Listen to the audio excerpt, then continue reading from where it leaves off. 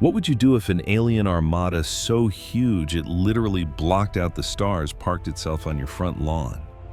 We're talking 300 warships, the personal, we're going to ruin your century fleet from the Galactic Hegemony Council.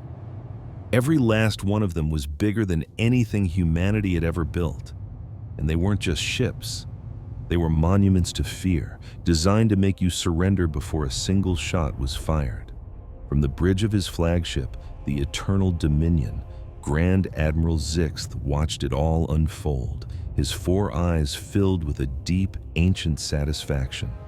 This was step 1 in a 50,000-year-old playbook that had never, ever failed. The plan was simple. Arrive with overwhelming power, show a highlight reel of all the planets you've crushed, and wait for the new species to wet their pants. The hegemony ships weren't just made of metal. Their hulls were decorated with the actual bones and skulls of species they'd driven to extinction. Massive banners made from the flags of conquered worlds flapped in the void between giant cannons. And to top it all off, every ship was broadcasting a symphony of horror, the recorded last words and desperate screams of hundreds of civilizations that were now just ghost stories. It was psychological warfare at its most brutal. "The human diplomatic ship is on approach," his second-in-command announced. He was a skinny Vexillonian whose skin changed color with his mood, and right now he was a shimmering, confident purple. Zixth just soaked it all in. The humans were babies, brand new to the galactic neighborhood. They'd only been zipping around in space for a couple of 100 years, controlling a tiny little patch of about 30 systems. Their technology was adorable. And their military? It was basically a glorified Coast Guard, with little patrol ships that couldn't even scratch the paint on one of his dreadnoughts. The human ship that came forward was like a minnow swimming up to a great white shark. It was small, clean, and practical. No scary decorations, no spooky lights. It was just a ship. Boringly efficient. "Put them on screen," Zixth ordered. "Let's get this surrender started." The main view screen shimmered to life, showing the bridge of the human vessel. A single man stood there in a simple uniform. He had dark hair and calm, observant eyes that seemed to take everything in without a trace of fear. According to the intel, this was Captain Park Minjin, a nobody diplomat. "Captain Park," Zixth's voice boomed, engineered to make planets tremble. "You are looking at the combined power of the Galactic Hegemony Council.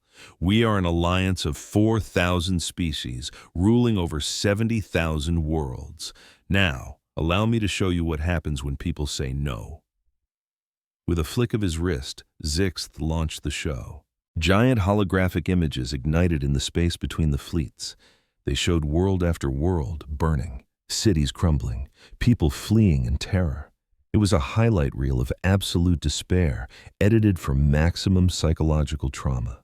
The videos showed parents pleading for their children's lives and proud warriors dropping their weapons in total defeat.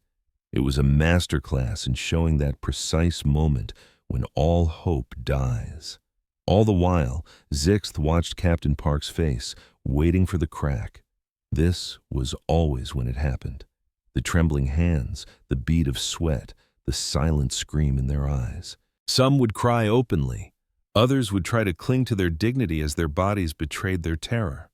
But every single one of them knew, in that moment, that resistance was futile. Captain Park's reaction, however, was off. His lips were pressed together in a thin, tight line, like he was desperately trying to hold something in. His shoulders were trembling, but just slightly. Was this how humans showed fear? The reports were a little vague on their stress responses. "This is the price of defiance," Zixth continued, getting into his rhythm. He'd given this speech 1,000 times. "The hegemony is offering you a simple choice. Join us peacefully, and your people will survive. Resist, and you will become nothing more than a footnote in a history book." Captain Park suddenly brought a hand to his mouth and coughed, his face turning bright red. "Ah, there it is," Zixth thought. "The fear is breaking through." The human was trying to stay composed, but his body was giving him away. We have crushed empires with technology you can't even imagine, Zixth pressed on, really driving it home. We shattered civilizations that ruled the stars for 10,000 years before your ancestors even figured out how to make fire. We've turned homeworlds into dead rocks that serve as warnings to others. He then had the holograms zoom in on the skulls decorating his own ship, each one a trophy from a species that had dared to say no. The camera lingered on a few of the more exotic-looking skulls, a silent testament to the hegemony's power. By now, Captain Park's shoulders were shaking uncontrollably. He looked like he was struggling to breathe. His face was the color of a tomato, and his eyes were watering. I must, Park choked out, his voice strained. I have to request a recess to speak with Earth. This is a monumental decision. Got him, Zix thought with a smug grin. The human could barely form a sentence, he was so terrified. He was just trying to buy a few pathetic hours, hoping for a miracle that would never come. You have 12 of your hours, Zix said, feeling magnanimous. Think it over carefully, Captain Park. Look at our fleet, count our guns, and know that this is just a tiny fraction of our real power. I expect your unconditional surrender when you return. With that, the channel went dark. Zixth turned to his crew, a triumphant smile on his face. Another one for the history books. Now, let's turn up the heat. I want every intimidation array on full blast. By the time that captain calls back, he'll be begging us to accept his surrender. The bridge crew moved with practiced efficiency, ready to seal the deal. Across the vast armada, more lights flared, more ghostly screams echoed through space, and the ships shifted into an even more menacing formation. But what Zixth didn't know, what he couldn't even begin to imagine, was that aboard the tiny human ship, Captain Park Minjin had finally lost his composure. He wasn't crying, he wasn't screaming, he was laughing. He was laughing so hard that tears were streaming down his face, and every time he looked at a replay of the hegemony's terrifying fleet, he would double over, completely losing it all over again. And all around him, his entire crew was doing the exact same thing. "Sir," his lieutenant said, wiping a tear of mirth from her eye, "I'm trying to draft this report for Earth Command, but I can't stop cracking up. Did you see the skulls glued to their ships? It looks like they bought out a party supply store." Park took a huge, shuddering breath, trying to get a grip. I know, we have to be professional about this. They obviously think this is serious, even if it's the most ridiculous thing I've ever seen." He opened a secure line to Earth, and soon the faces of humanity's top leaders filled the screen. Park did his best to give the report with a straight face, detailing the fleet, the threats, and the whole spooky song and dance. When he finished, there was a long, heavy silence from Earth, and then a quiet little snort. A moment later, the entire command center exploded into roaring, uncontrollable laughter. "I'm so sorry, Captain," Admiral Kim said, struggling to breathe. "But did they honestly think skulls would scare us? Do they know literally anything about human beings?" "All signs point to no, Admiral," Park replied. "They seemed really proud of it. I think this actually works on other species." "Oh, it absolutely does," a new voice cut in. It was Dr. Sarah Martinez, humanity's leading xenopsychologist. "Most species that achieve space travel are collaborative, not competitive. They're generally cautious, peaceful, and community-oriented. The concept of violent death is fundamentally horrifying to them," she explained. "But humans, we're the freaks of the galaxy. We're one of the only apex predators to ever leave our planet. We evolved for millions of years by hunting and being hunted. For us, death isn't some abstract horror. It's an old acquaintance.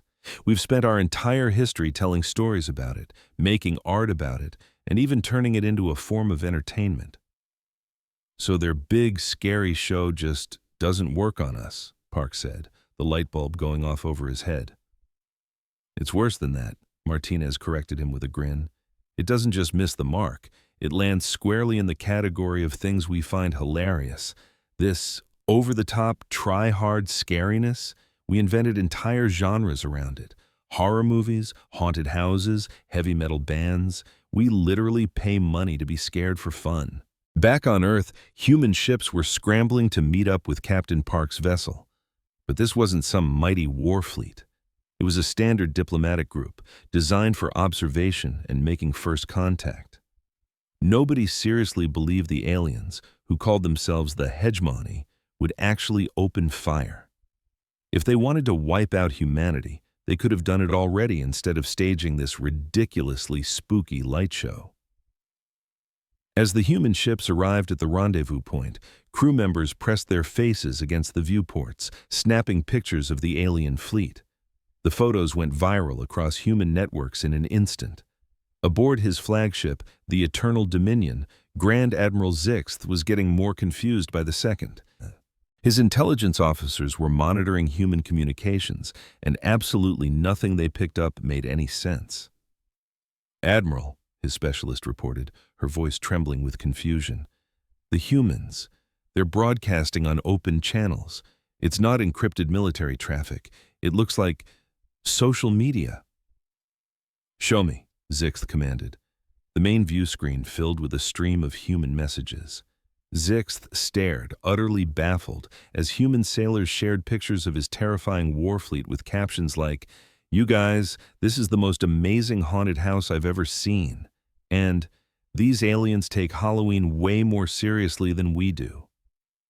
People were comparing his ships to theme park attractions and saying they were trying way too hard to be edgy. One post, which was racking up a lot of likes, showed a close-up of the menacing skull design on a hegemony dreadnought.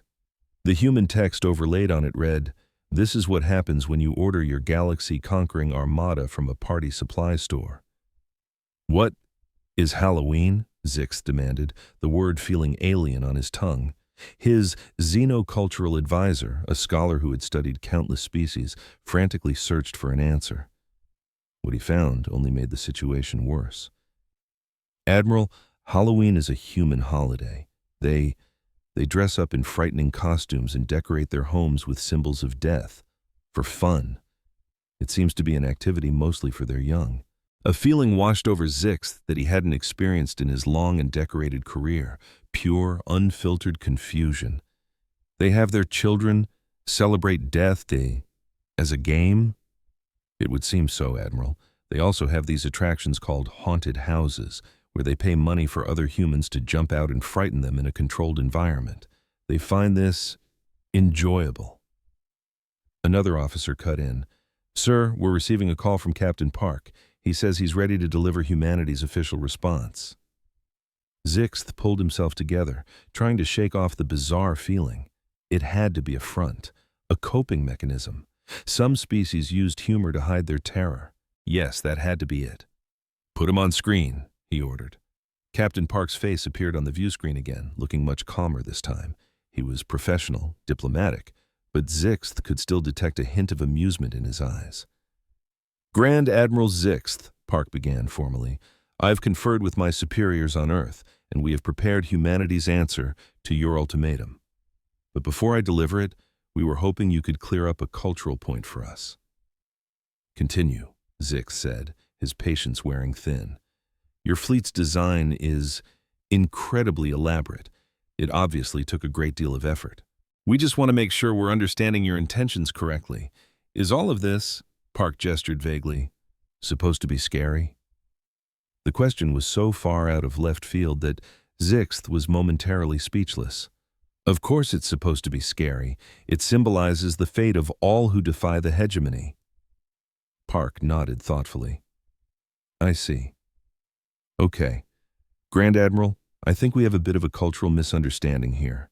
Humans, well, we have a very different reaction to scary visuals and intimidation tactics than you might be accustomed to."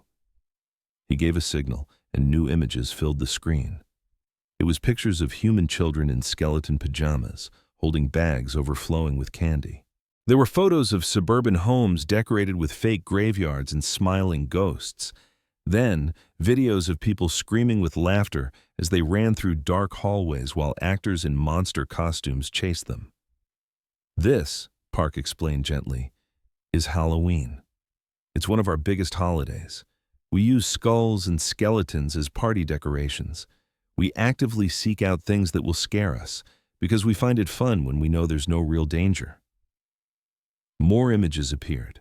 Posters for horror movies titled Alien Invasion and Space Monsters, book covers with terrifying creatures, and advertisements for theme parks with giant, elaborate monster displays.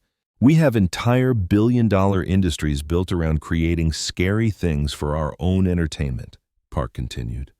For us, when something tries too hard to look scary, our brain doesn't register fear. It recognizes a familiar pattern, tells us it's not a real threat, and the result is usually, well, amusement. Zixth stared, his mind struggling to process what he was hearing. Are you saying that our fleet, perfected over 50,000 years of conquest, looks like a form of entertainment to you? Park's expression softened with what looked like genuine sympathy. I'm saying it hits a cultural blind spot for us, Admiral. We see what you were going for. But because we can see you trying so hard to be scary, it signals to us that you're not actually dangerous. Truly dangerous things don't need to dress up. They just act. All around the bridge of the Eternal Dominion, Zixth's officers just looked at each other, completely bewildered. Their ultimate weapon, the psychological protocol that had brought hundreds of worlds to their knees without firing a single shot, was utterly useless. It was a joke to these strange primates who had somehow turned fear itself into a recreational activity. Something inside Grand Admiral Zixth finally snapped. It wasn't confusion anymore. It was pure, blazing fury, mixed with a deep, searing humiliation. Enough! His voice thundered across the bridge. If they do not fear our symbols, they will fear our power. Bring all weapon systems online. We will show them what a real threat looks like. Across the hegemony fleet, weapons of unimaginable destruction were deployed. Planet-cracking siege cannons emerged from their hidden compartments. Antimatter torpedo bays hissed open, revealing warheads that could vaporize entire star systems. Quantum destabilizers, weapons capable of tearing holes in the fabric of reality itself, began to whine as they powered up. Target the nearest moon, Zixth roared. Let's see if the humans find this amusing. The entire fleet fired as one. The moon, which had been orbiting peacefully for billions of years, simply ceased to exist. The siege cannons shattered it into a cloud of rubble. The antimatter warheads vaporized the rubble. The quantum destabilizers erased what was left, leaving nothing but empty space where a world had once been. Again, Zixth bellowed, target the asteroid belt. A series of terrifying demonstrations followed, each one showcasing a different aspect of the hegemony's overwhelming military power. It was a display of force so absolute that any other species in the galaxy would have been pleading for mercy. On the human ships, however, a very different kind of conversation was taking place. The reaction was not what Zixth had anticipated. Whoa, did you guys see the containment field on that antimatter torpedo? An engineer shouted over an open channel. That magnetic bottle is way more efficient than our current model. Forget that. Get a lock on the quantum destabilizer, another voice yelled back, buzzing with excitement. They're using a cascade effect to peel back dimensional layers. I have to get this data to the labs back home. Don't worry, I'm recording everything, a third voice confirmed calmly. This is the best weapons test our military has ever witnessed, and we didn't even have to fund it. We're getting perfect operational specifications on their entire arsenal. Zixth listened to the intercepted messages, his jaw slack. They weren't afraid. They were ecstatic. They were treating his doomsday weapons like a university lecture, taking notes with the focused curiosity of grad students. Explain this, he snarled at his xenocultural advisor. The poor scholar was sweating as he sorted through the data. Admiral, it seems humans have a cultural obsession with something they call reverse engineering. Their entire technological history is based on seeing a complex system and immediately wanting to take it apart to figure out how it works. All species do that, Zix snapped. Yes, Admiral, but humans, they see it as a game, a challenge. Advanced technology doesn't make them feel inferior. It makes them excited to figure it out and build a better version. Their first faster-than-light engine was created because they studied a natural phenomenon and worked backward from there. Just then, another officer approached, looking pale. "Sir, we're receiving formal requests from 3 separate human science stations. They're asking if we have any unexploded ordnance they could have for academic purposes. They want to study our weapons, Admiral. They're asking for samples." It was supposed to be a masterclass in terror, a show of force that had brought 1,000 worlds to their knees. So why in the galaxy was Grand Admiral Zixth fielding tech support questions? A message blinked on his main screen. It read, "The antimatter containment system you demonstrated would solve several issues our engineering teams have been tackling. Would it be possible to study an intact unit?" Before he could even process the audacity, Captain Park's face popped up on his screen again, looking almost apologetic. "Grand Admiral," he began, "my apologies for the eagerness of our science division. Your weapons demonstration was very impressive from a technical standpoint, but I've been asked to explain a little something about human psychology that might help clear things up." Zixth just stared, utterly bewildered. This upstart human had somehow turned an ultimatum into a university lecture. "You see, our xenobiologists would classify humanity as persistence predators," Park started, his tone like that of a friendly teacher. "We evolved on a planet that was, and I mean this sincerely, actively trying to wipe us out. We have storms that can peel cities off the map, animals that evolve to hunt us, and diseases that mutate faster than we can find cures for them. Our planet has disasters that literally rewrite our geography."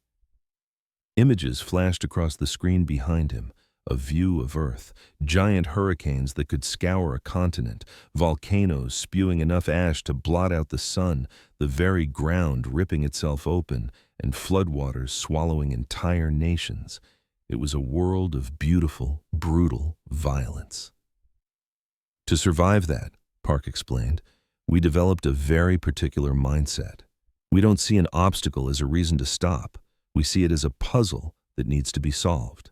When we encounter something massive and dangerous, our first thought isn't to run away," he went on. "It's to figure out how it works, take it apart, and learn how to defeat it." More images appeared, this time from human history.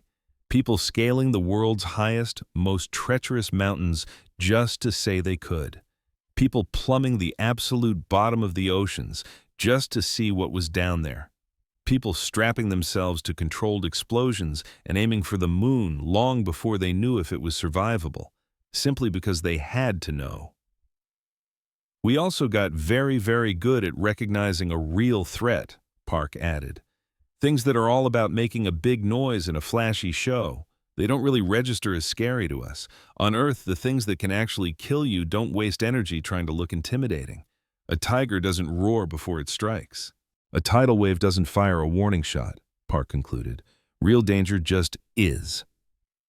A cold, heavy feeling settled in Zixth's gut. "Are you suggesting that our demonstrations prove we aren't a credible threat?" he asked, his voice low. "I'm suggesting," Park replied, choosing his words carefully, "that your demonstrations prove you'd rather avoid an actual fight. Species that are truly set on destruction don't show off their weapons first. They just start firing."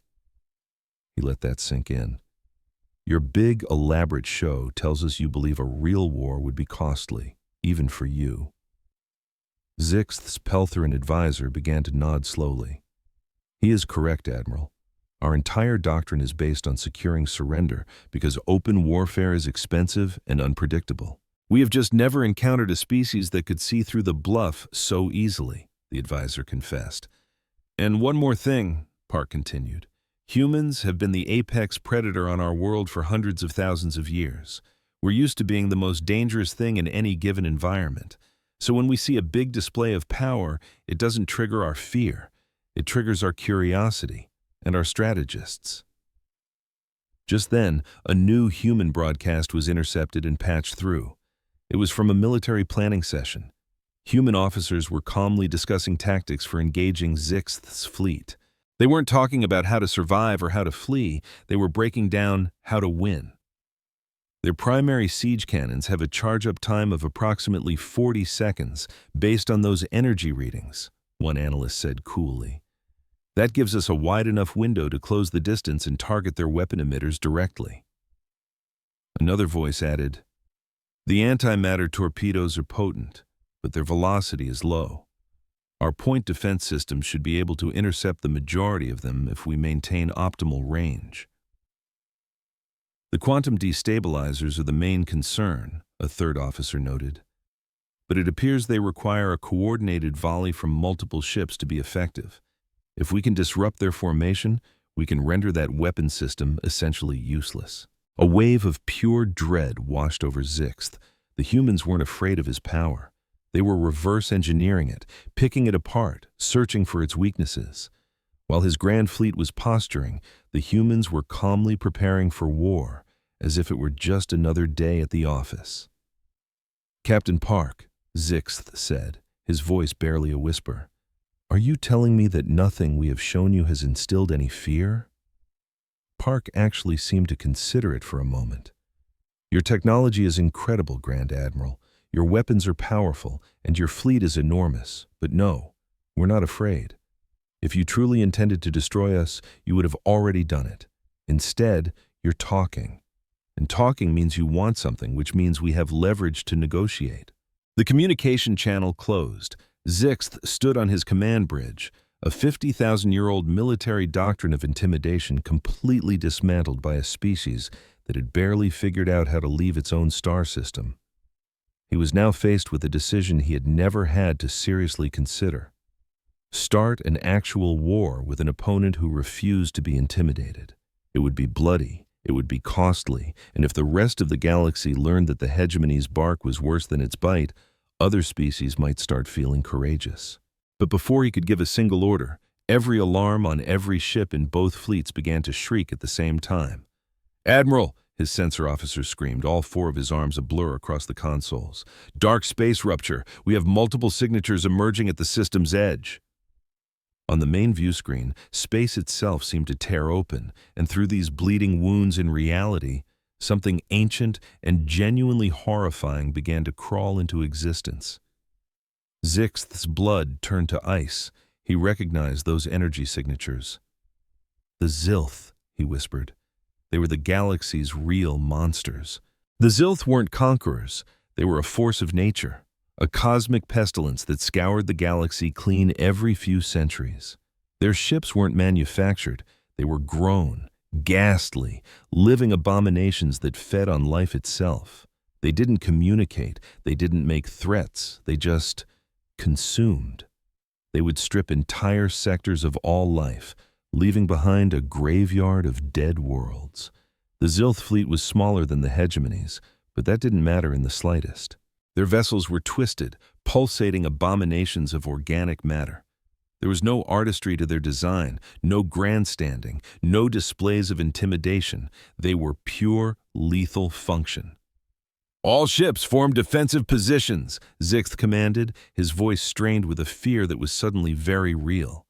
"Prepare for emergency jump." Across his fleet, discipline evaporated. This wasn't a species you could bully. This was the predator that even other predators fled from.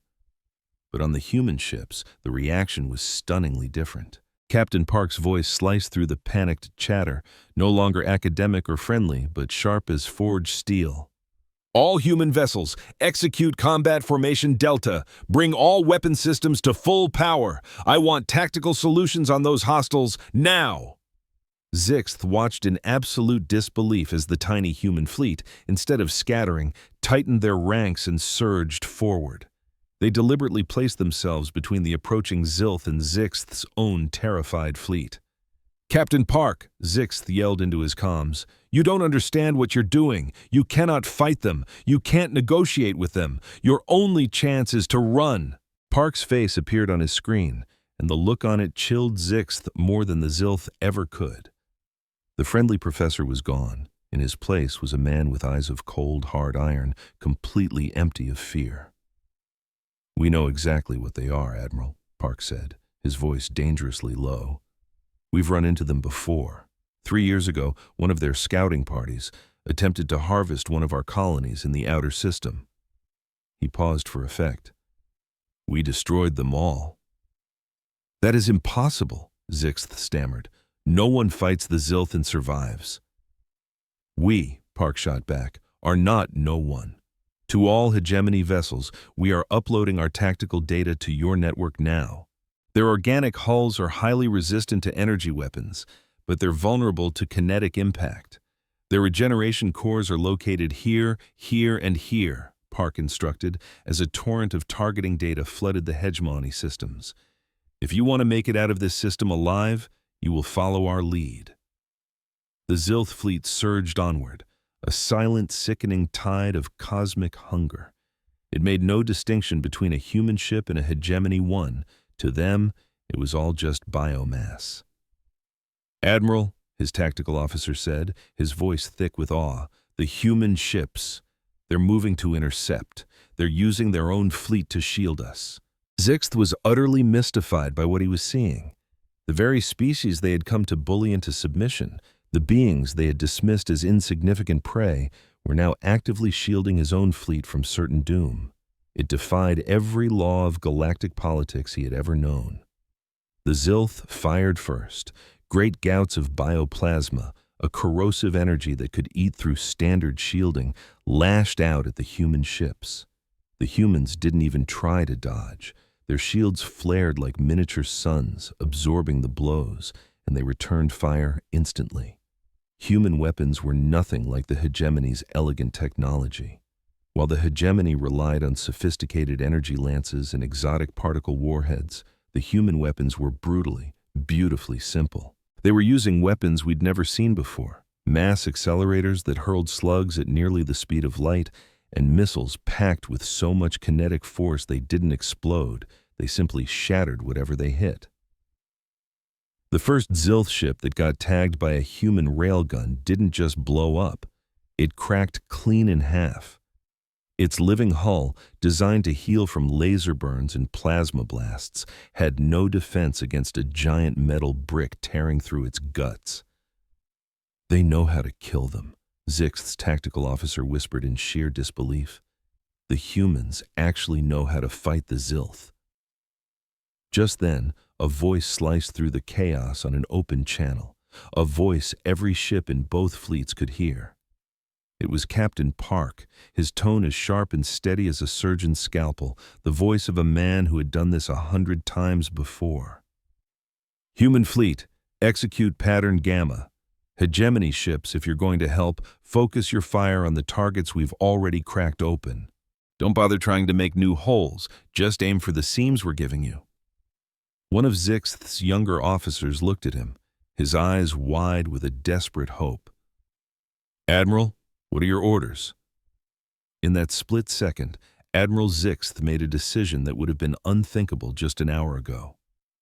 All ships, you heard the man, follow the human's tactical lead. Pour everything you've got where they tell you to. We fight together, or we die together. The Hegemony fleet, moments before an intimidating armada, lurched into motion, scrambling to find positions next to the human ships.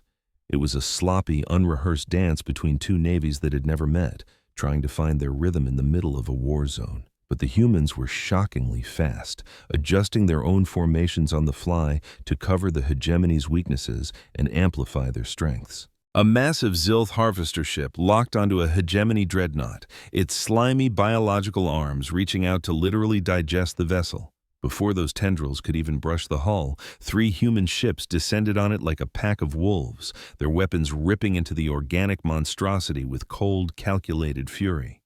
Hegemony Dreadnought Valor's call. Pull back and get your shields online, Park's voice cut in again. We've got this one handled. Zixth could only stare as the humans fought with a savagery he had never witnessed. They weren't fighting for glory or to prove a point. They were fighting to exterminate a threat. Their ships took hits that would have sent any of his own crews screaming in retreat, but they just kept pushing forward. When their shields failed, they didn't fall back. They just kept shooting. When their hulls were torn open to the vacuum of space, they just rerouted power from life support and pressed the attack.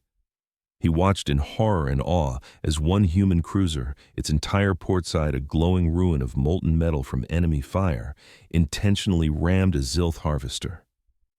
The explosion vaporized them both, but it shattered the Zilth formation long enough for a wave of human ships to pour into the gap. "Captain Park's vessel is taking heavy fire," one of Zixth's officers yelled out. "Shields are down to 15%. Zixth looked at his tactical map. Park's ship, the diplomatic envoy that had started this whole disaster, was holding the single most dangerous point in the battle, deliberately drawing fire from 3 Zilth cruisers to give a crippled hegemony battleship time to limp away. "All ships in range!" Zixth roared, his voice booming across his own bridge. "Concentrate all fire on the Zilth vessels targeting Captain Park. Do it now!" The hegemony fleet acted as one. Dozens of warships unleashed a torrent of energy and torpedoes on the ships menacing the human captain. The storm of firepower slammed into targets that had already been battered and broken by human railguns. The combined assault was absolutely overwhelming. The Zilth, suddenly facing a united enemy fighting with unexpected ferocity and losing ships faster than they could count, finally broke. Their grotesque living ships pulled back, slinking toward the dark space tears they'd come from to find an easier meal somewhere else in the galaxy.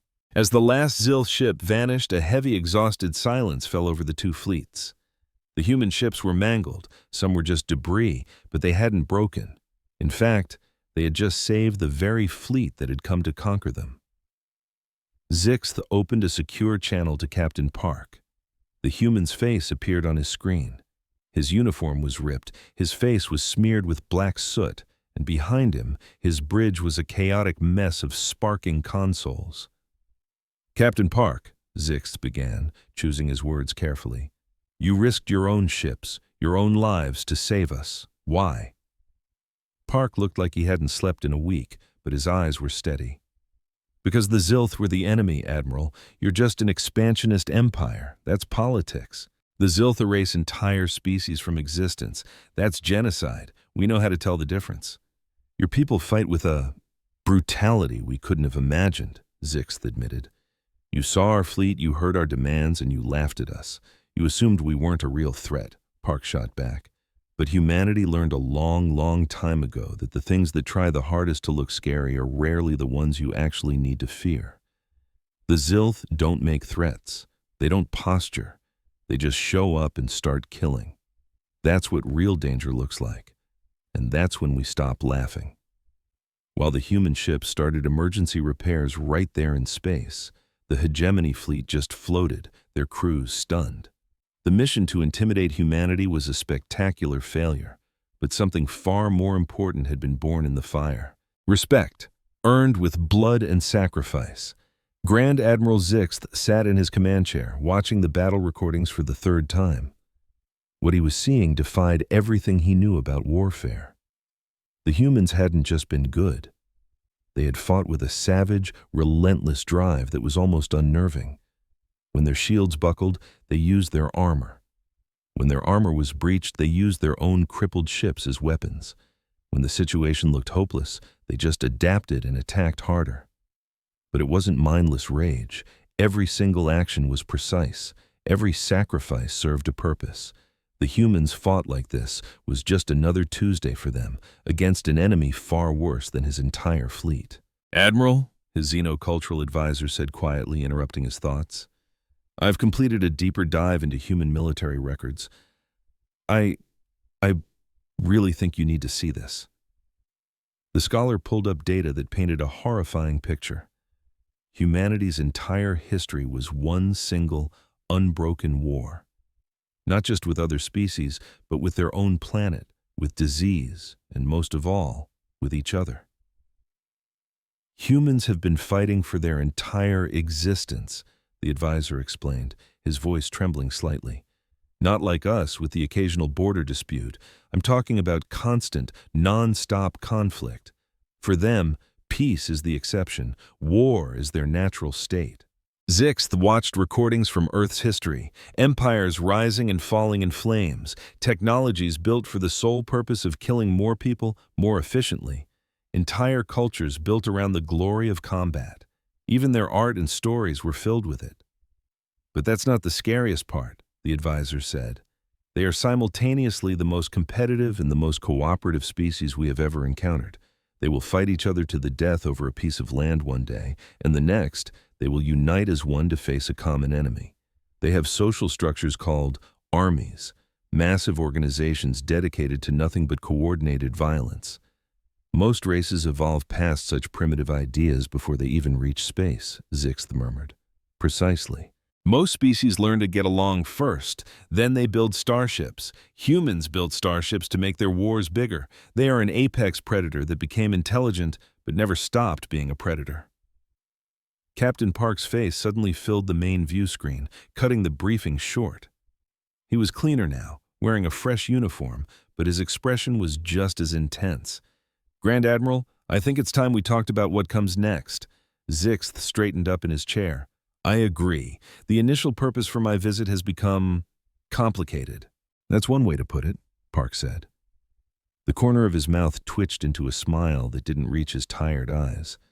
You showed up to bully us into joining your empire. We laughed in your face, and then we saved your fleet from being annihilated. I'm guessing this isn't in your standard first contact playbook. No, it is not, Zixth admitted. To be perfectly frank, Captain Park, I don't know what to do. My mission is a failure, but the Hegemony Council will expect a result.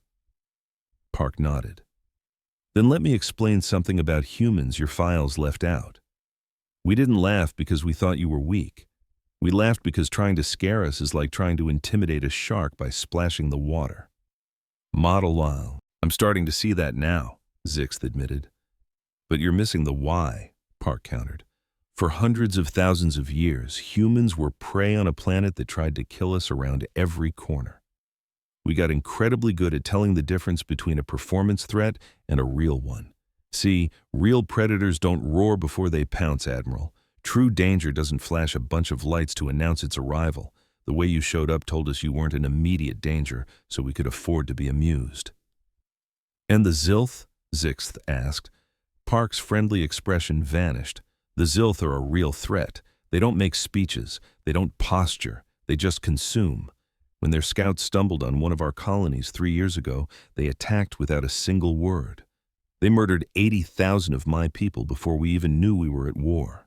We had to learn how to fight them because we had no other choice, Park said, his face like stone. We tracked their scouts back to their staging ground and wiped it from the map. We hunted down every last Zilth ship in this sector and took them out. We didn't do it for fun. We did it because we knew that if even one got away, they'd just come back to kill more of our families. That level of aggression against the Zilth is unheard of, Zixth murmured. Is it? Or maybe most species just never had to be the top predator in their own backyard to survive. Park leaned forward slightly. Admiral, let me tell you what a human is. We're persistence predators. We evolved to literally chase our prey until it collapsed from exhaustion. We're pack hunters who developed complex, coordinated tactics. We're tool makers who were building weapons long before we figured out how to grow our own food. But above all, we are survivors. We have clawed our way through one apocalypse after another and just refused to die. He gestured to the view screen showing the dented but intact human ships. You just saw us take on the Zilth. That's what happens when we stop being entertained and get serious. We don't fight to look impressive. We don't fight for glory. We fight to win. And we don't stop until the fight is over, one way or another. A chill ran down Zixth's spine.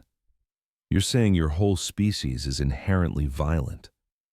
Not at all, Park said firmly. I'm saying we're inherently survivors. Violence is just a tool we use when we're forced to. But you have to understand this about us. We would always rather cooperate than fight. We'd rather build bridges than burn them. We will always choose peace if it's a real option. But, Zixth prompted, feeling the unspoken but hanging in the air. But when peace is off the table, when our people are threatened, or when we've given our word to protect someone, we are very, very good at violence, because as a species, we've been practicing for our entire existence. Park stood up, his casual demeanor replaced by something more formal. So, Grand Admiral, here is humanity's official reply to your ultimatum. We will not kneel to the hegemony. We reject your authority over our worlds. However, we are more than willing to open diplomatic talks, sign trade pacts, and form an alliance for mutual defense. What just happened here proves we can be powerful allies when things get rough. The Council will never approve, Zixth said, but his voice had lost its earlier conviction. The Council will approve whatever you tell them to, Park shot back. You're the Grand Admiral. You have the authority to negotiate, and I think, if you're being honest with yourself, you know that trying to conquer humanity would cost you far more than you could ever gain by making us friends. Zixth considered this. He replayed the battle in his mind, remembering how the human ships had moved to protect his own, even after he had threatened to wipe them out. He thought about the cold, methodical way they had dismantled the Zilth fleet, and the deeply unsettling idea that if humans ever turned that kind of focus on the hegemony, it would be a disaster for everyone. What you're proposing has never been done, he finally said. No species has ever refused the hegemony and been allowed to remain independent. Then we'll be the first, Park said with a casual shrug. Admiral, you came here with a fleet built to scare us. You put on a light show meant to make us tremble. But humans don't fear displays of power. We respect capability, and that has to be proven by actions, not threats. And today, we proved our capability, Zixth said slowly, the pieces clicking into place. Yes, you did. You fought surprisingly well alongside us. Your ships, while clearly designed more for intimidation than function, were still helpful when used correctly. Your crews adapted to an unexpected tactical situation with incredible speed. Your actions have earned our respect. Park smiled, and this time it was a real smile that lit up his eyes. See? That's the difference. Respect builds bridges. Fear only builds resentment and eventually rebellion. You can't hold an empire of 1,000 worlds together by just scaring everyone. Sooner or later, someone's going to call your bluff. And if your scare tactics don't work, you have no backup plan. You want us to completely change our strategy for expansion. Zix said, what I'm suggesting is that you've already started. We won't be your subjects, but we will be your partners. We'll share our technology, coordinate our defenses, open up trade routes, and help you keep your space safe from real threats like the Zilth. But we do it as equals. Zixth made a decision in that moment. One that could get him stripped of his command, but might just save billions of lives. I will present your proposal to the Council as a new way forward for the hegemony. Species who can prove they can contribute to our collective security will be offered a partnership instead of being subjugated. They might say no, Park warned. They might. But today taught me a valuable lesson. Humanity won't be the last species that isn't impressed by your intimidation games. Your psychology is unusual, but it can't be unique. Eventually, the hegemony will run into another species that doesn't react to fear the way we think they should. It's better to have a diplomatic option on the table before we accidentally start a war we can't finish. That's a wise way of looking at it, Admiral, Park acknowledged. Just as Zixth was about to end the transmission, his comms officer interrupted. Admiral, one of our intelligence analysts has a nagging question about human culture. Go on. Sir, he wants to know if humans find our intimidation displays funny because they resemble their Halloween decorations, and Halloween is a holiday where they actively seek out scary things for entertainment. Does that mean the humans actually enjoyed being threatened? A very long, awkward silence stretched across the comm channel. Then, from the human flagship, came the very sound that had started this whole strange encounter. Captain Park was laughing again. Admiral, Park said, trying to catch his breath, let me be perfectly clear. We weren't laughing because we enjoyed the threat. We were laughing because your threat wasn't threatening. It was like watching a child hide behind a curtain with their feet sticking out, then jumping out and yelling, boo. It's funny because it's trying so hard to be scary and failing so completely. So if we had just attacked you, with no warning or display? Zixth asked. Park's laughter cut off instantly. His face went dead serious. Then we wouldn't have had time to laugh. We would have been too busy fighting for our lives. And that, Admiral, is my entire point. Things that are truly dangerous don't need to put on a show to prove it. They just act. The human ships started to pull away, charting a course back toward their own space. The hegemony fleet just hung there in the void, watching them go, no longer sure if they had just met the harmless prey they came to conquer or the apex predator they should have been trying to make friends with all along. On the bridge of the flagship, a junior officer turned to his commander. "Admiral, what are we going to tell the council?" Zixth watched the human ships wink out of existence as they entered hyperspace, thinking about a species that made a game out of being scared, that fought with terrifying precision and was somehow both hilarious and horrifying all at once. "We're going to tell them the truth," he said at last. "We found a species that is immune to fear tactics. We tried to intimidate them. They laughed at us. Then we fought a common enemy, and they turned out to be the most capable warriors we've ever encountered. We will also report that humanity has refused to become our subjects, but has offered an alliance of equals." "And if the council rejects all that and orders an attack anyway?" the officer asked quietly. Zixth remembered the human ships shielding his own. He remembered their cold, calculated efficiency in combat. He remembered Captain Park's words about fighting until you win or you're all dead.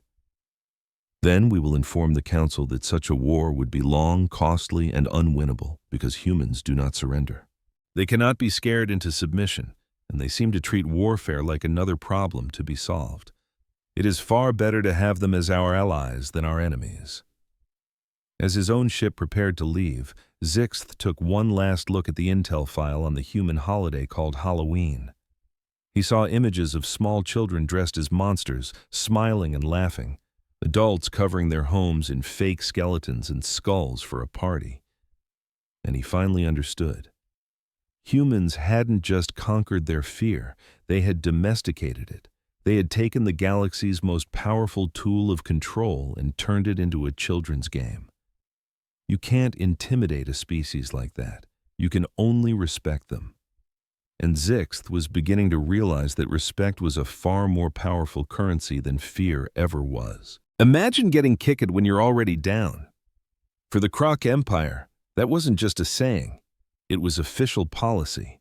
On the bridge of the warship Crimson Fang, 1,000 screens glowed as Commander Zethor watched the very last defense station of a Velian colony get vaporized into stardust.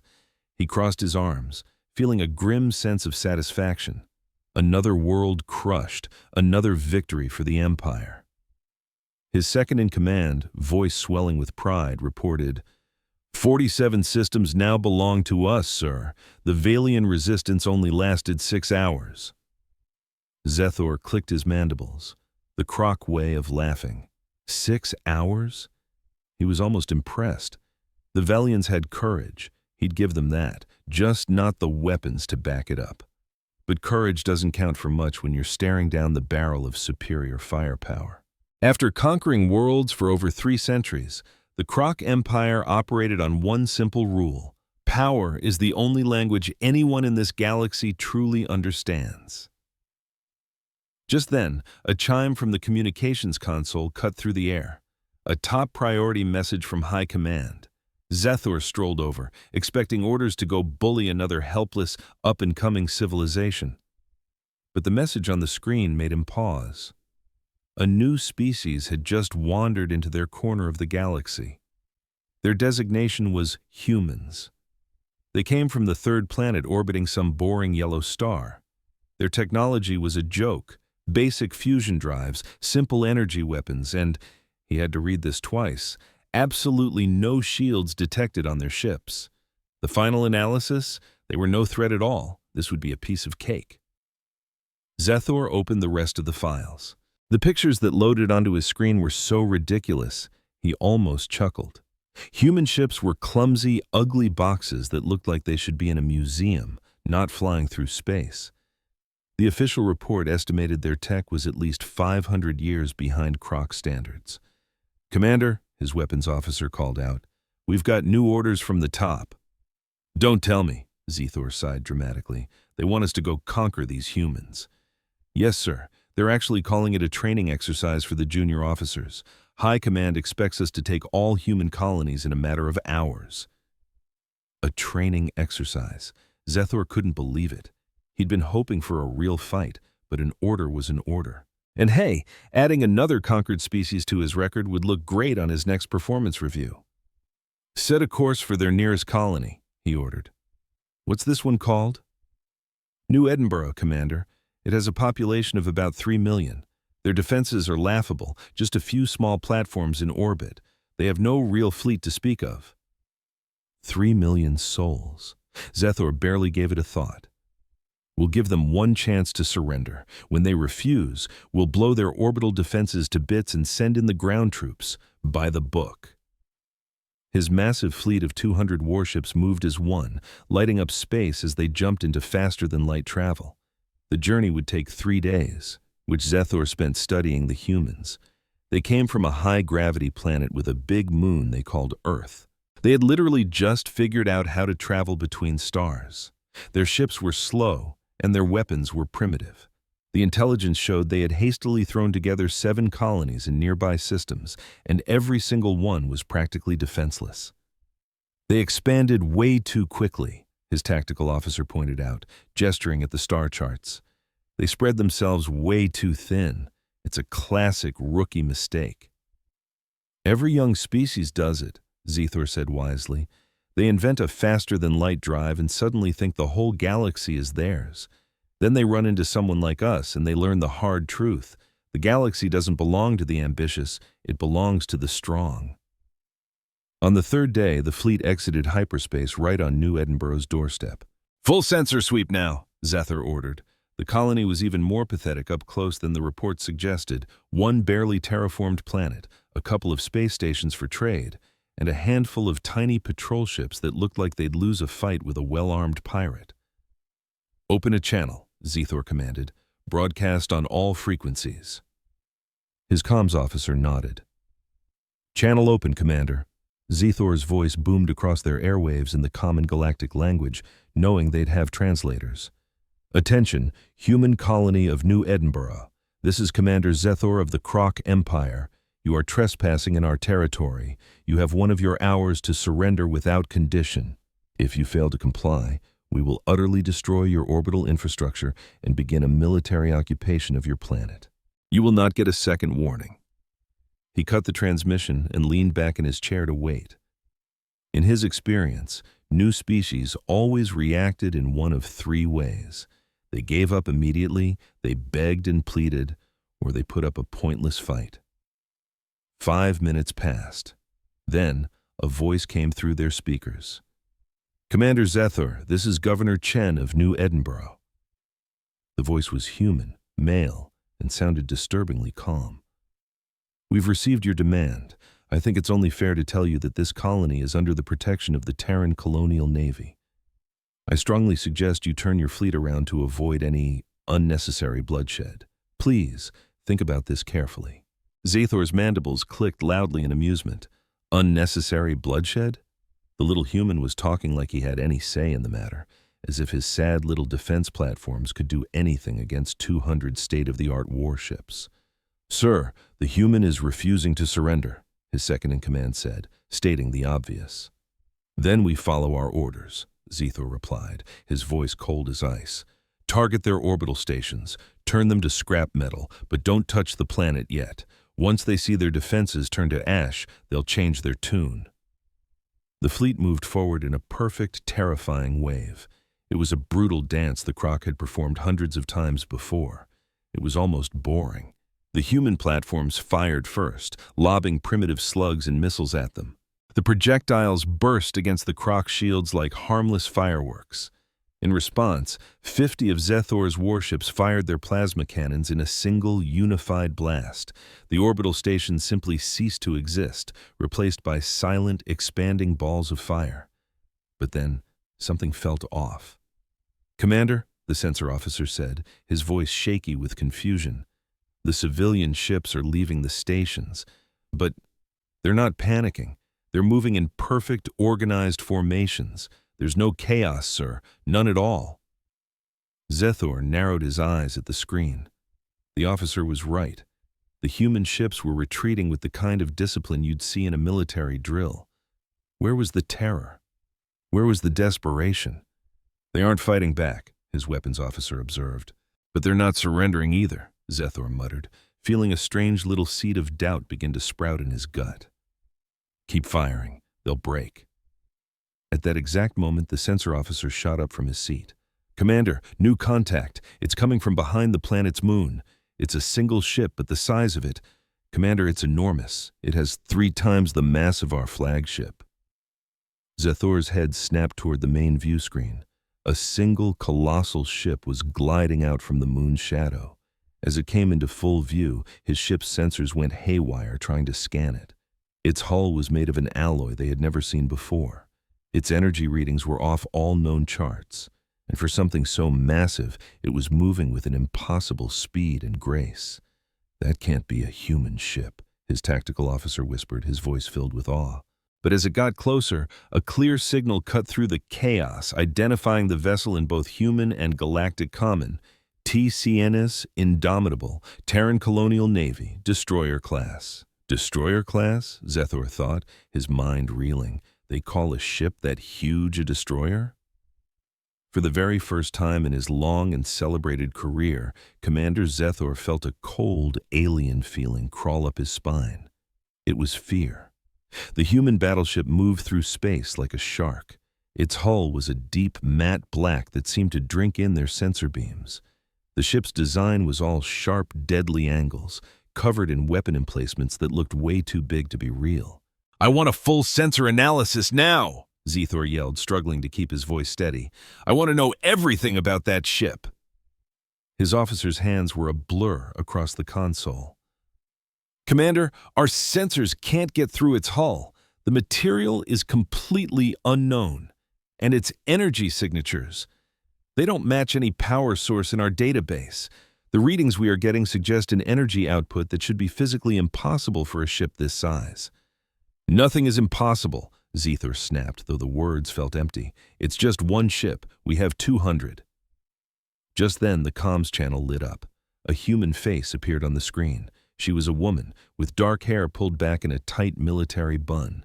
Her uniform was perfect, and her expression was completely calm, as if facing down a fleet of 200 warships was just another Tuesday at the office.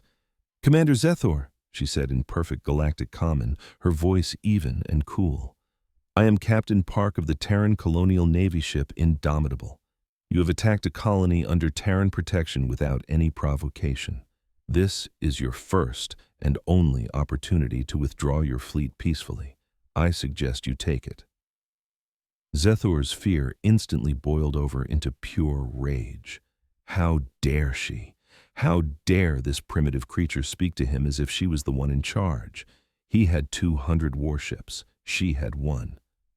"Captain Park," he spat back, making sure his tone dripped with contempt for her lower rank.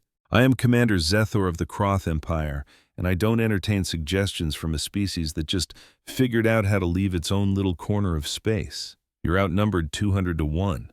I'm giving you the same deal I offered your colony. Surrender or face complete annihilation." But Captain Park's expression never changed. There was no fear, no hesitation, just a cold, professional calm that sent a shiver down Zethor's spine. "I understand," she said quietly. "You've made your decision. The consequences of what happens next rest entirely on your shoulders." The communication cut out. "Arrogant human," Zethor's second-in-command grumbled. "She actually thinks one big ship can take on our entire armada." "All vessels," Zethor announced, his voice booming with authority, "target the human warship. Concentrate all firepower on my command. We are about to teach these humans what happens when they defy the Kroth Empire." 200 warships shifted into position, their weapon systems humming with raw power. Plasma cannons whined as they reached full charge. Missile hatches slid open, every single weapon in the fleet locked onto the solitary human ship. "Fire!" Zethor commanded. The void between the two forces exploded in a blinding torrent of energy. Plasma, lasers, and hundreds of missiles all converged on the human vessel, the Indomitable. It was enough firepower to shatter a planet's crust, more than enough to vaporize an entire fleet of lesser ships. The onslaught lasted for a full 30 seconds. When the blinding light finally subsided, Zethor leaned forward, expecting to see nothing but shattered debris. They were ready to see twisted metal and broken bodies drifting through the emptiness of space, but instead, the human ship, the Indomitable, just hung there, completely untouched. 200 of the Empire's most powerful warships had just unleashed absolute hell, and there wasn't a single scorch mark on its hull. Its shields didn't even glow. All of that destructive energy had done precisely nothing. And if you think that's insane, you won't believe what they did next.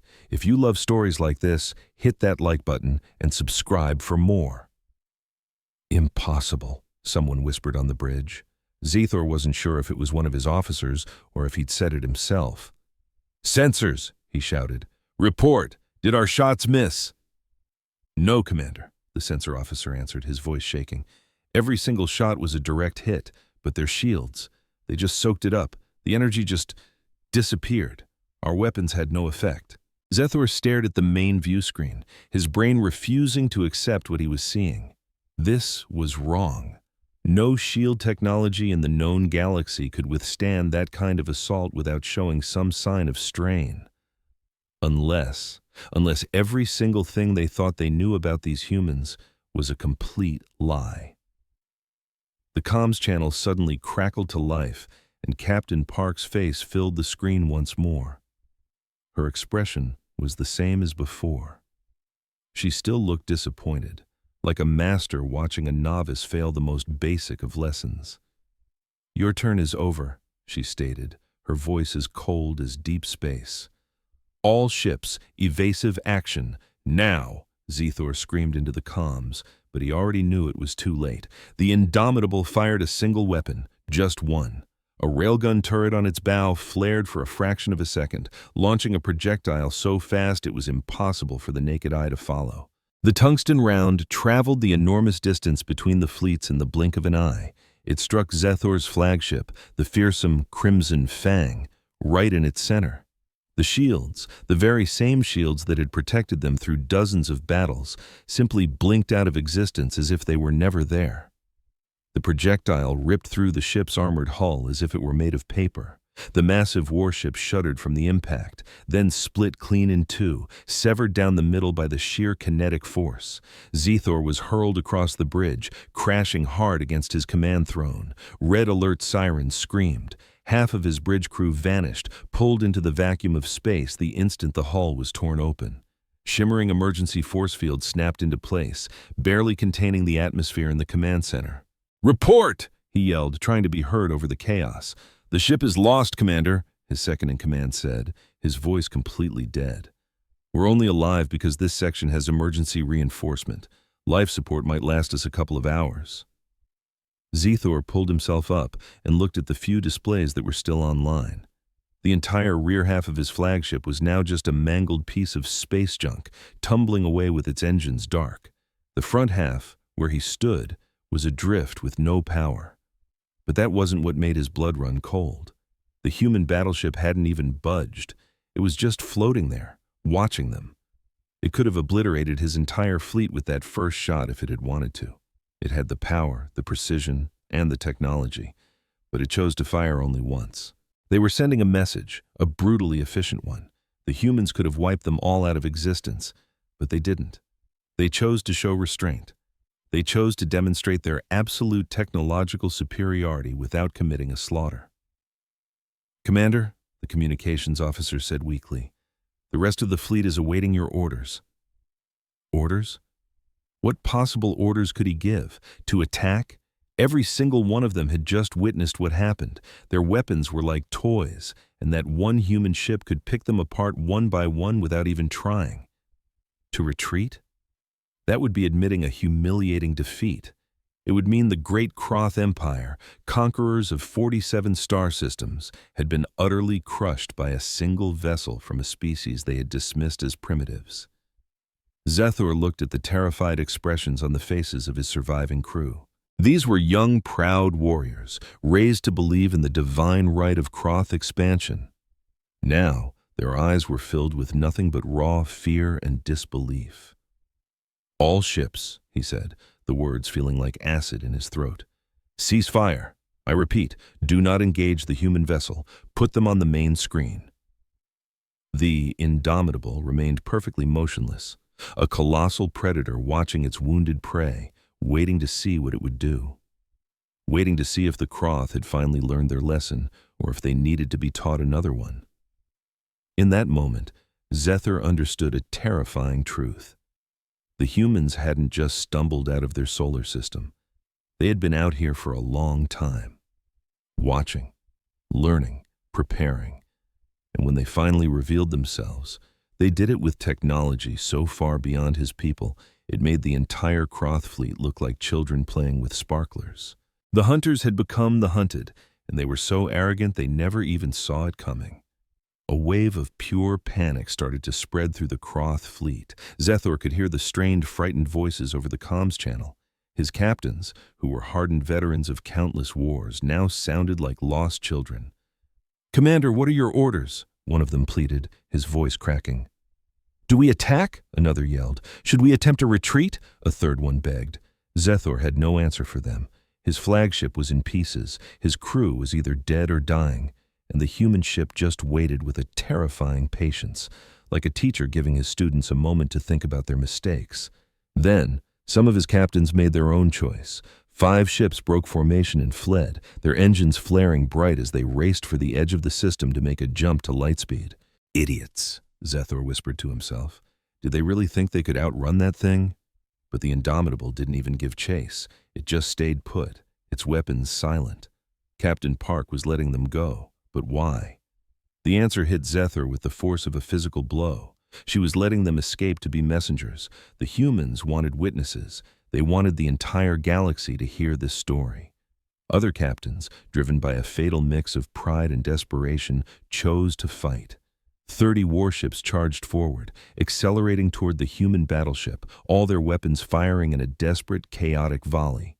Plasma, energy beams, and missiles lit up the space between them in another storm of destructive light. The Indomitable finally moved. It didn't swerve or dodge. It simply glided forward, its shields absorbing every single weapon blast without the slightest hint of effort. Then, its own weapons fired back, but not the massive railgun that had crippled Zethar's flagship. This time, it used its smaller systems, point defense turrets that tracked each attacking ship with chilling accuracy. Laser batteries fired in rapid succession, with each shot perfectly aimed to disable, not destroy. The first Croth warship lost its engines in a shower of sparks. The second had its weapon systems melted into useless slag. The third began to spin out of control as its maneuvering thrusters were precisely blown off its hull. One by one, the charging ships were surgically disarmed. In under 3 minutes, 30 warships were left dead in the water. Not a single one had been destroyed. Their crews were all still alive, but they were completely helpless, adrift like broken toys in a bathtub. "By the spirits of our ancestors," Zethar's second officer breathed in awe.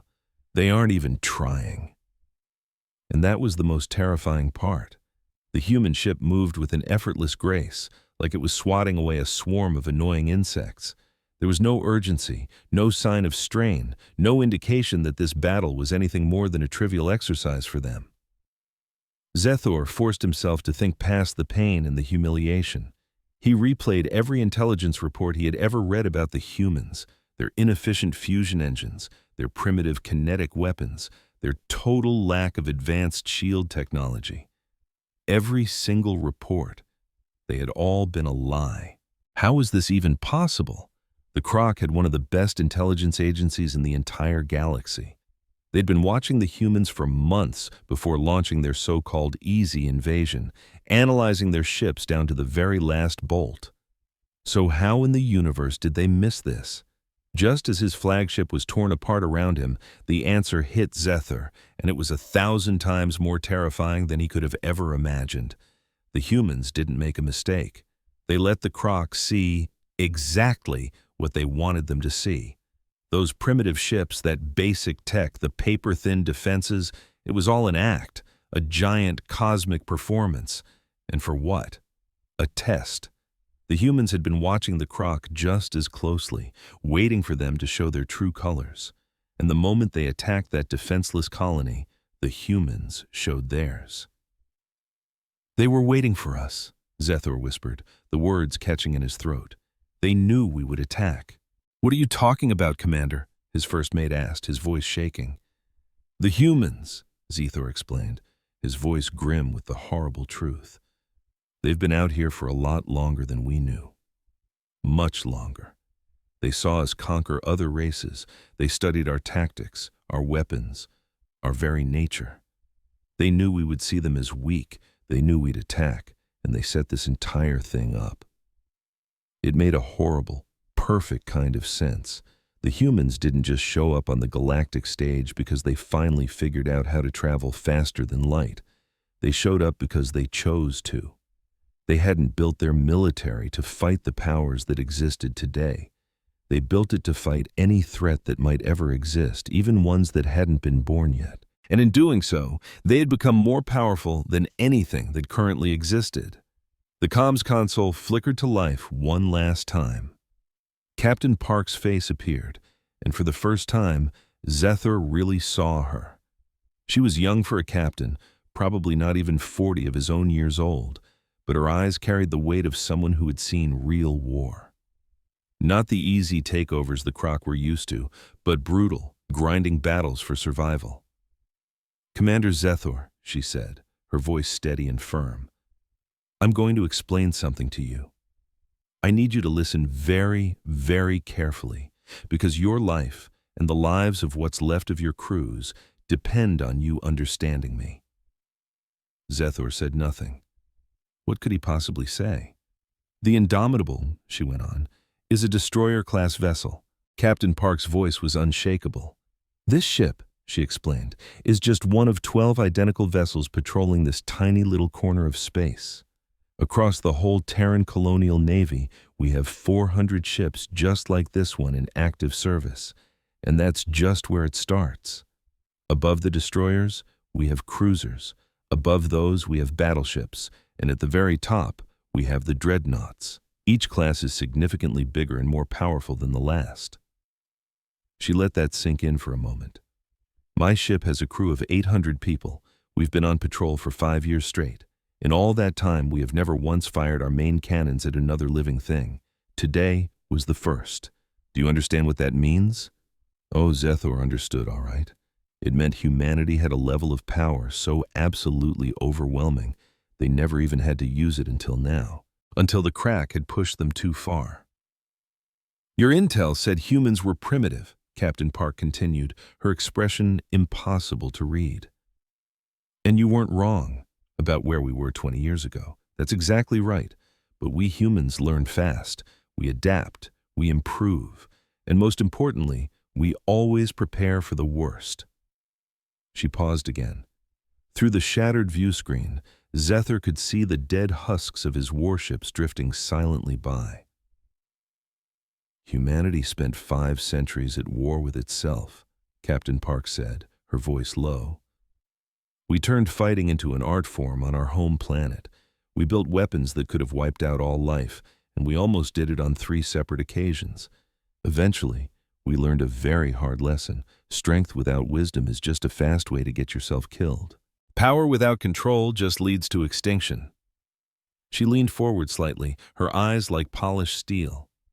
When we finally made it to the stars, we found species just like yours, conquerors, empires built on the suffering of others. We watched you crush the Velians, the Taurans, the Hikari. We debated for years whether to introduce ourselves or just stay hidden. And then you attacked New Edinburgh. Zethor's voice was barely a whisper. We just wanted— I know exactly what you wanted. Captain Park cut him off sharply. That's why we let you get this far. That's why we didn't just turn your fleet into space dust the second you jumped into this system. We needed to send a message, Commander, not just to you, but to every empire in this galaxy that thinks being strong gives them the right to take whatever they want. Zethor looked at the wreckage of his bridge, at the faces of his fallen crew, and the ruin of his once mighty flagship. Message received, he choked out, the words tasting like ash. Good, Captain Park replied. Now, here's what's going to happen.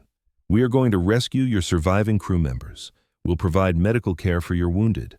We will get the life support systems back online on your remaining ships. Then, You are going to fly back to your empire and tell your leaders exactly what happened here today. They'll demand revenge, Zethor warned weakly. The Empire will just send a bigger fleet. Captain Park didn't even blink. Then we will send more messages, as many as it takes for the lesson to stick. This is what mercy looks like, Commander Zethor. You should remember this moment, because you will not get a second chance. Within the hour, the human rescue mission was underway. From the broken command deck of his flagship, Zethor watched as smaller ships launched from the enormous vessel, the TCS Indomitable. They were sleek, incredibly fast, and moved with the same scary confidence as the warship they came from. "Commander," his comms officer called out, "the humans are hailing us. They're offering medical assistance." "Accept," Zethor ordered without hesitation. What other choice did he have? The air on his bridge was getting thin, and his wounded crew members wouldn't last much longer. Pride was a luxury he could no longer afford. Soon, a human shuttle docked with their command section. The airlock hissed open, and 3 figures in sealed environmental suits stepped aboard, moving cautiously as they scanned for any threats and checked the air quality. When they removed their helmets, Zethor was shocked to see they were young, barely considered adults by his people's standards. "Are you Commander Zethor?" one of them asked, pointing to a medical symbol on their suit. "Why?" Zethor asked, his voice raw with confusion. "Why are you helping us? We attacked you." The medic, whose name tag read Chen, gave him a look Zethor couldn't quite place. It was a mix of pity and maybe sadness. "Because leaving you all here to die would make us no better than you. Now let's get your people to safety." The humans worked with a terrifying efficiency. They set up portable life support units, treated the injured with medicines that worked faster than anything in the Crack's own arsenal, and patched up critical damage on the crippled ships. There was no bragging, no insults. They were just professionals doing a job. 2 hours later, Zethor was actually standing aboard the TCS Indomitable, walking through corridors that made his own flagship feel like a museum piece. Everything was spotless, perfectly organized, and seemed to hum with a quiet, immense power. Human crew members walked right past him without giving him a second look, as if having an enemy commander on their bridge was just a normal Tuesday. He was brought to a briefing room where Captain Park was waiting. She sat at a large table with a holographic map floating above it and gestured to a chair. "Please sit," she said. "Can I get you some water? Our biological database indicates your species can drink it." Zethor collapsed into the chair, his entire body screaming with exhaustion. A crewman brought him a container of water. He took a sip, expecting it to taste strange, but it was just water, clean and cold.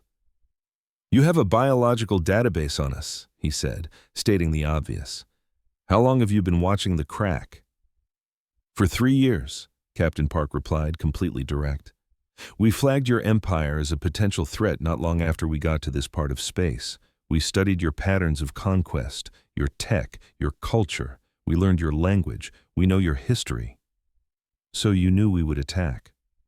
"Yes," she said simply. "The Crack Empire has never met a species it thought was weaker without trying to conquer it. You're predictable in that sense." The words stung, mainly because they were 100% true.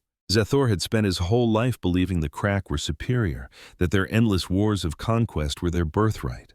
Now, sitting on an enemy warship, having been saved by the very people he'd tried to wipe out, he was starting to realize just how small and stupid his entire worldview had been. Captain Park tapped the holographic map, and images flickered to life between them. Zethor recognized the planet. "Earth," she said, "the human homeworld. Let me tell you a little story about us. Our planet is a tough place. It has higher gravity than most life-sustaining worlds, violent weather, and predators that would give you nightmares. Our entire evolution was just one long, brutal fight to stay alive. We weren't the strongest species in the galaxy, not by a long shot. We got smart because we had to be, just to keep from being wiped off the map." On the holographic display, moments from our own chaotic history flashed by, images of savage wars, horrifying new weapons, and cities turned to rubble. "We spent 5,000 years fighting ourselves," Captain Park continued. "We'd build these incredible empires only to watch them turn to dust. We got terrifyingly good at inventing new ways to destroy each other. Chemical warfare, engineered plagues, atomic bombs. 3 separate times, we were just days away from making our own species extinct. Zethor watched horrified as holographic cities vanished in blossoms of fire. He saw those sickening mushroom clouds bloom, knowing that millions had died in the blink of an eye. But almost wiping ourselves out taught us something vital, Captain Park said, her voice dropping to a near whisper. It taught us that strength all by itself is completely worthless. A victory without wisdom is just a slow-motion defeat. We nearly died because we were too powerful for our own good. The images shifted, now showing the evolution of human spacecraft. He saw the clunky, primitive rockets first, then more advanced models, and finally, the fusion-powered ships his own spies had reported on. But then, new ships appeared, vessels so sleek and advanced they looked like they belonged to a different reality. When we finally cracked faster than light travel, we spent a full 10 years just debating whether we should even say hello to the rest of the galaxy, Captain Park explained. Instead, we sent out probes, silent listeners. We learned about the other species out here, the peaceful traders, the territorial warriors, and expanding empires like yours. A realization dawned on Zethor. You were afraid. We were cautious, she corrected him gently. There is a massive difference. We designed our entire military around the absolute worst-case scenario. We kept asking one question. What if we meet someone whose technology is light years ahead of ours? What if we find an enemy so hostile that winning is impossible? How do you survive that?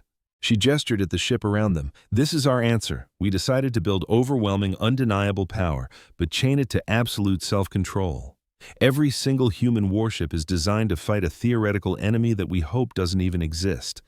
Our weapons can crack a planet like an egg. Our shields can withstand the blast from a dying star. Our ships can move faster and jump farther than anything we've ever seen out here. A cold wave of sickness washed over Zethor. The crack had paraded around the galaxy thinking they were giants. They believed their conquests were proof of their strength. In reality, they had just been incredibly lucky. Lucky they'd never accidentally kicked this hornet's nest, and even luckier that these humans chose peace over power. So why reveal yourselves now? He managed to ask. Why not just stay hidden in the shadows forever? Because hiding isn't the same as living, Captain Park replied. And because we watched what your empire does to people who can't defend themselves, the Valians, the Taurans, species you crushed who never stood a chance. We debated stepping in, but we decided it wasn't our place to be the galaxy's police force. Her eyes locked onto his. Then you attacked New Edinburgh, a civilian colony filled with families. You gave them a 1-hour ultimatum to surrender their entire world, and then you started blowing up their orbital stations without a shred of real provocation. You forced us to act. We thought you were weak, Zethor confessed, the words tasting like ash. We know, that was the whole point, but being weak is not an invitation to be conquered. And being vulnerable is not permission to be violent. These are lessons my people paid for with an unimaginable amount of pain. And now, it seems, it's our turn to teach them. Captain Park rose from her chair and walked to the main viewport. Outside, the broken, silent hulks of the crack fleet tumbled slowly in the blackness of space. I'm going to tell you something that isn't classified, she said. The TCS Indomitable is 5 years old. In that time, we've charted 20 different star systems. We've made contact with 4 other species that could have turned hostile. None of them did, because a simple demonstration of our capabilities was enough to show them a fight would be a terrible idea. Today was the first time in 5 years that I've had to fire my main cannon at another living being. She turned back to him, her face a mask of grim determination. Do you understand what that means? Humanity built the single most powerful military in this quadrant of the galaxy with the primary goal of never having to use it. We win by making it obvious that starting a fight with us is pointless. That's what real power is. Zethor's mind flashed through his own career. 47 star systems conquered, hundreds of battles won, thousands of lives snuffed out. He'd always thought of himself as strong, but he had only ever picked fights he knew he could win. So, what happens to us now? He finally asked. Captain Park returned to her command chair. Now, you go back to your empire, she said, her voice steady. You tell them what you saw. You make them understand that humanity is not weak, not primitive, and not the easy target you were looking for. You tell them we offer peace and partnership to anyone who approaches us with respect. But if they don't listen, and here her expression turned to solid ice, if they send another fleet, we will tear it apart. And the one after that. Eventually, your Croc Empire will learn that attacking humanity is a death sentence. The only real question is how many of your own people will you sacrifice before you finally get the message. It was a long 3 months before Zethor stood before the High Council of the Croth Empire. 3 months of limping back in shattered warships, of silent, haunting travel through the void, and of sleepless nights replaying the battle over and over. 3 months of gut-wrenching dread because he had to deliver a truth that would crack the very foundation of his entire civilization. The council chamber was ancient, carved from the bedrock of the Croc homeworld 1,000 years ago. 12 high commanders sat on imposing thrones, their faces etched with contempt. Zethor stood alone in the middle of the cavernous room, a lamb waiting for the slaughter. Commander Zethor, the eldest councilman began, his voice a low growl of disappointment. You took a fleet of 200 of our finest ships to handle a primitive human colony. You returned with 137 crippled vessels, 63 completely lost, and over 4,000 of our soldiers dead. Explain this disaster. Zethor had practiced this speech 1,000 times in his mind, but standing here, he knew that mere words were not going to be enough. Honored Council, he started, his voice firm despite the fear coiling in his gut.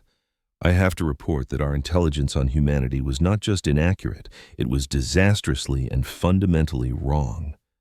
The humans are not primitive. They are not weak.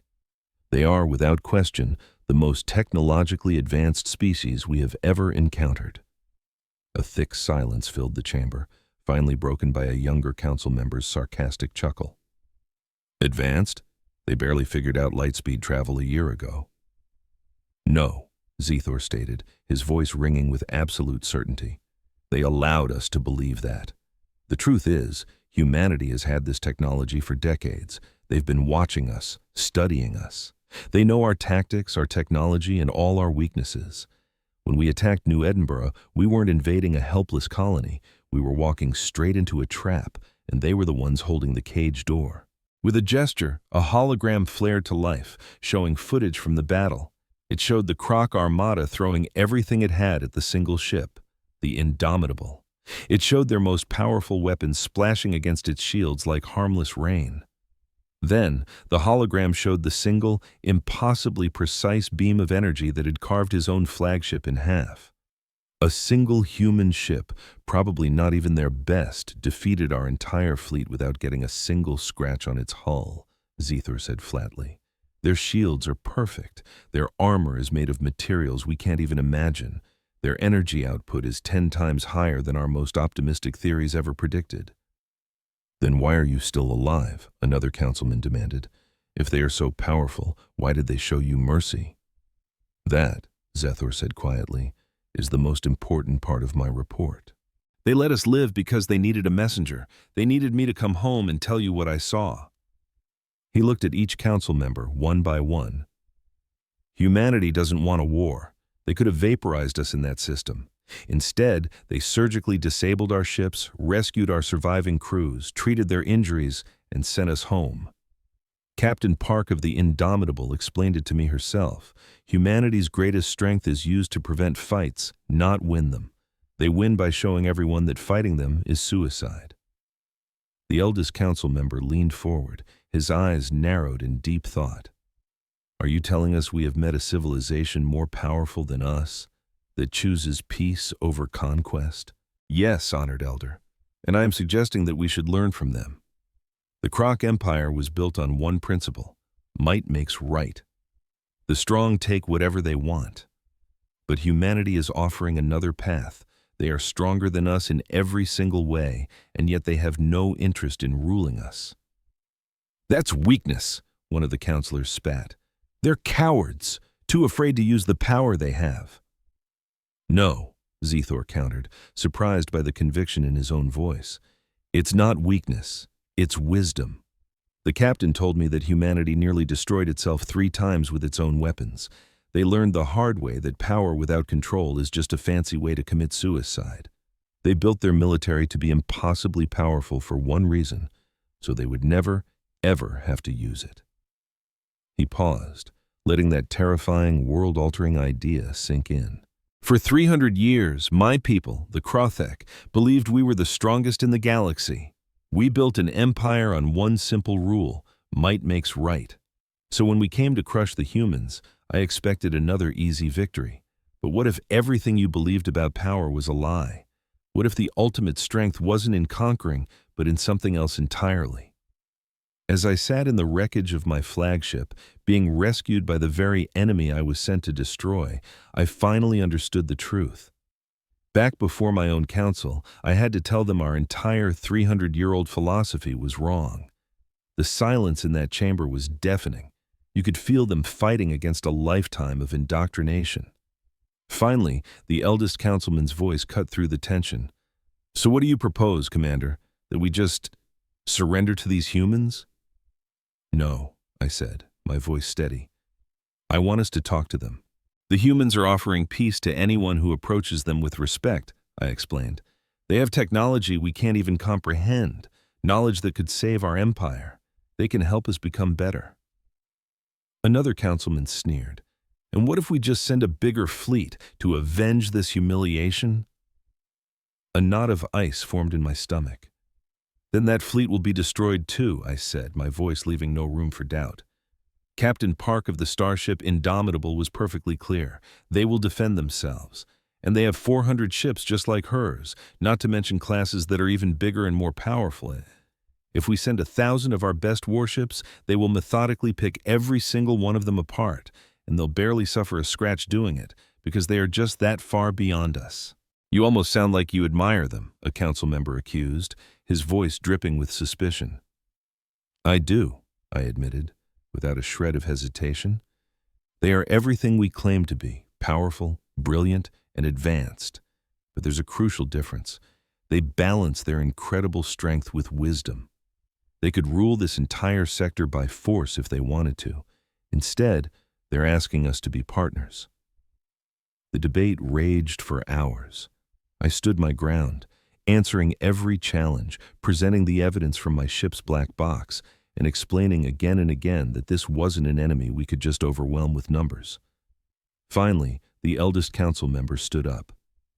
"The council has decided. We will send diplomats to the humans. We will ask for peace. But let me be clear, Commander Zethor," he warned, his voice like grinding rocks. "You've asked us to throw away the very foundation of our empire. If you are wrong about these humans, if this is all just some elaborate trick, the price for your mistake will be your life." "I understand," I replied. "But I'm not wrong. I saw what they could do. I was on the receiving end of their mercy. The choice is simple. We either evolve or we become a footnote in a history book about a galaxy that has moved on from simple conquest." 2 months later, our diplomatic ships nervously entered orbit around Earth. We were greeted not with threats, but with polite, formal protocols. Negotiations for peace and a technology-sharing treaty began. I was there, no longer a commander but an advisor, looking down at the beautiful blue and white planet from an observation deck. It was a breathtakingly beautiful world, and I could imagine how a planet with such harsh beauty could create such a resilient species. A human diplomat, Ambassador Martinez, came to stand beside me. "Commander Zethor," she said, using my old title out of respect, "I wanted to thank you. Captain Park told us what you did. She said you chose wisdom over pride." I managed a small, wry smile. I didn't have much of a choice. Pride gets real expensive when you're facing an enemy that can erase you from existence without even trying. "That's true," she agreed. "But many in your place would have chosen pride anyway. We study our own history a lot. Every single empire built on conquest eventually collapses. They either crumble from within or they finally meet someone stronger," she went on. We decided we wanted to be the ones to break that cycle. I thought about that for a moment. So you built a power so massive, I realized, that you would never actually have to use it. Exactly. It's a lot easier to maintain peace when everyone knows a war would be a complete disaster for them and utterly pointless for us. We call it peace through overwhelming strength, but always balanced with wisdom. Strength alone just leads to an arms race and a war you can't avoid. I thought of our own empire, of the 47 systems we held down by force, of all the species living in fear. I thought of how much energy we wasted just holding it all together. I think, I said slowly, the Krothek have a lot to learn from you, and not just about technology, but about purpose. We've been so focused on conquering for so long, I confessed, that we forgot to even ask ourselves why we were doing it. Ambassador Martinez gave me a warm smile. Admitting there might be a better way is always the best place to start. Who knows? Maybe in a few generations, the Krothek Empire won't be known for the systems it conquered, but for the new worlds it helped build. Perhaps, I said, feeling a spark of genuine hope for the first time in a long while.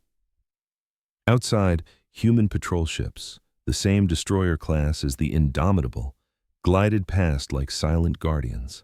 They were protectors of a peace backed by a power I could barely imagine.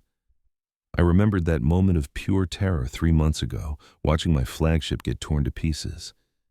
I once saw that human ship as a monster. Now, I knew it was our salvation. In that single terrifying moment, I had seen the future. It wasn't a galaxy ruled by the biggest stick, but one where strength was used to protect everyone, not just to conquer them. We Krothek had seen a single human warship and understood, with absolute certainty, that our path led only to our own destruction. But we also saw something else in that terrifying power, a chance to become something more. An invitation to join a galactic community built on partnership instead of domination. It wouldn't be easy. Old habits die hard. There were still factions back home, screaming for revenge, for one last battle to prove we were superior. But those voices were getting quieter every day, silenced by the simple, undeniable truth of what humanity was capable of. I pressed my hand against the cold window, looking down at the earth. What a harsh world to be born from, I thought, and it had forged an equally tough people. And yet somehow, all that struggle had taught them the value of mercy. Their own history of fighting each other had shown them they had to work together. And after staring into the darkness of their own potential self-destruction, they learned that true strength isn't the power to destroy your enemies, but the wisdom to protect them. We saw their main ship, I whispered to myself, and in that second, we knew. The war was over before it began. We had already lost. They just made the choice to let us live, and that single choice, it changed everything.